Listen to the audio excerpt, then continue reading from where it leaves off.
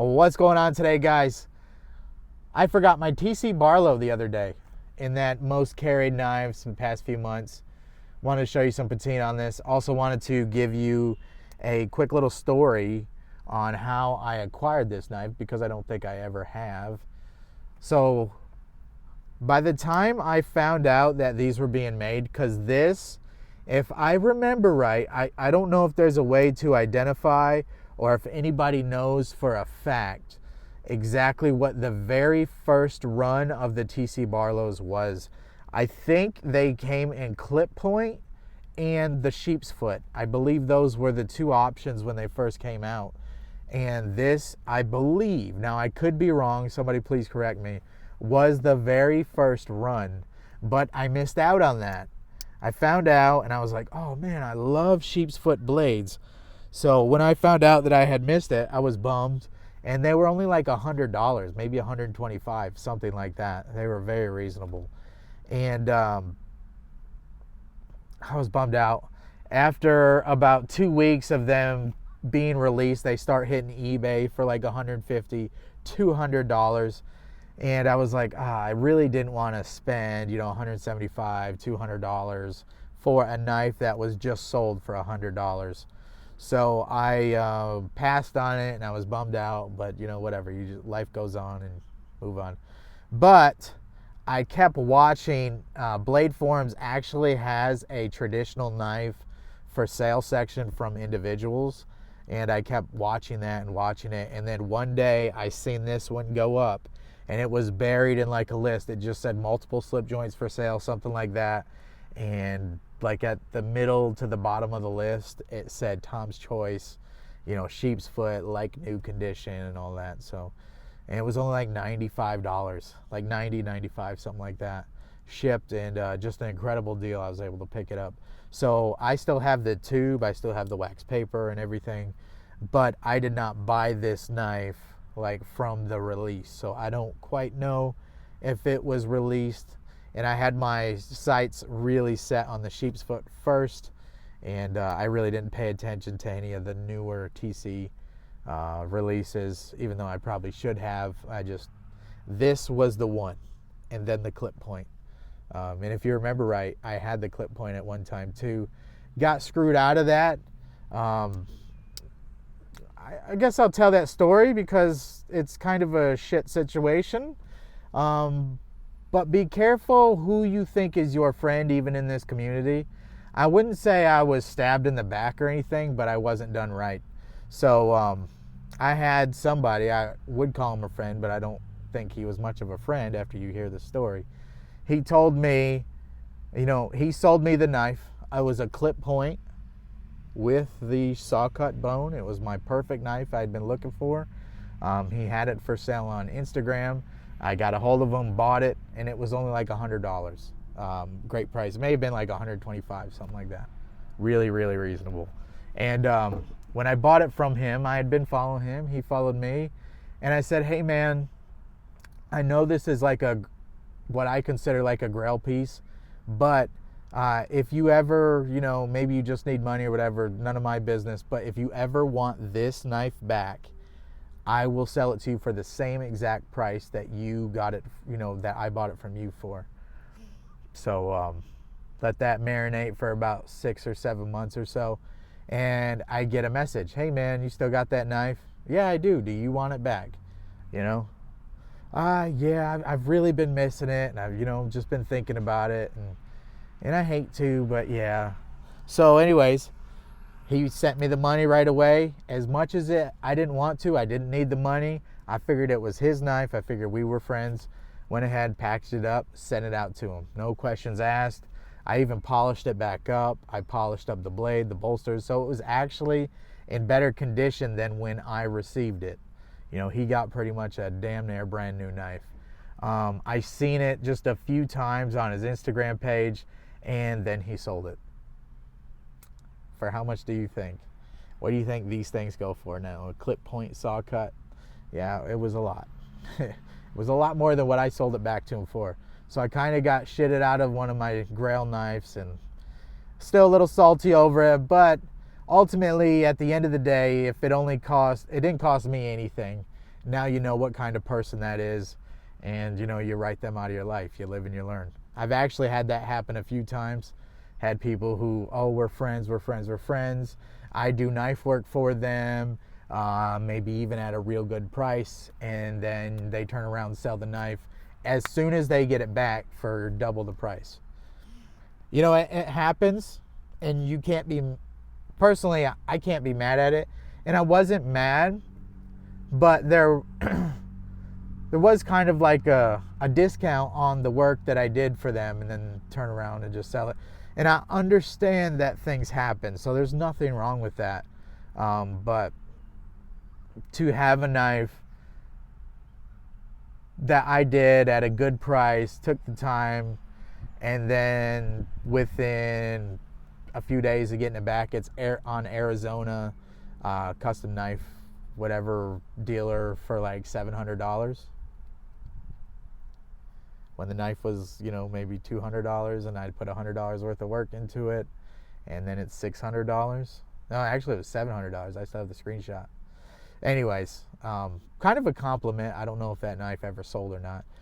Arizona Custom Knife Works. It's Arizona Knives, something like that. They're mostly a consignment shop, so they may or may not have sold it. And if they did, I mean, that's great. That's good. But anyways, I have done work for people. I have made like lightning strike scales when everybody else was getting $150, $200 for a scale. This was when it first came out, and very hard to get. I had a few sheets of it. I would do my scale for $100. Well, I'd seen people turn around immediately sell that scale for $200. So they actually made more money than I did doing everything. So I mean, that's just a very small taste of what some of the custom knife makers feel. And on one end, I guess it's a little bit of insurance. It's a little bit of encouragement, saying, hey, if people are willing to pay this, maybe you're not asking enough. So stuff happens, and I understand that maybe sometimes people get something back and it's not exactly what they wanted, and you sell it. Or, hey, there was a bill. I didn't expect my child to break his arm, and now I got to come up with a couple $100. So all of that stuff does happen. But I feel that my TC Barlow story was like direct. That was a clear-cut plan, because it was never offered back to me at that price. You know what I mean? Hey man, I know I just bought this back, I kind of need the money back. It was like, got the knife and then immediately sold it for twice that. If I would have known that, I would have just gave him another $150 and said, can I keep the knife? You know what I mean? Anyways, the things that happen in the knife community. I think overall it's a real good community. I know I just give 2 negative accounts, but I have had a lot more positive experience, like hundreds of positive experience, versus like 2 negative. So there was even one time where I traded a knife on Blade Forums. Now this was years ago, and the guy actually, he got my knives, said that my knives were on the way. It was like a 2 or a 3 for 1 deal. And I sent him a very high-end knife, and then I was supposed to get like 3 medium knives back, and they never came, and never came, and never came. And then there was a Blade Forums Good, Bad, and Ugly thread that was started about it, and everybody got onto him. Some of the other guys kind of, I don't know of what he was, but he could get information on almost any poster, and I was friends with him, and he went and got his address, his phone number, and all that information, and somebody posted it online to say, hey man, we know where you are, and you took like 25 of our knives. Well, wouldn't you know, within a week or 2, I got a box full of knives. They were my knives back. Nothing was done to them. They weren't damaged. They weren't anything. It was just, he was going to try to scam, or maybe he reversed his trades or whatever. I don't know. There's some shiesty people out there. You just get into some of the people who there's just the world is full of a lot of people who have all kinds of deals. Maybe he was trading this knife and then was waiting on that knife to come in to trade me a knife that he didn't even have in his hand yet, to get that knife, like a 3 or a 6-way trade somehow that he was brokering himself.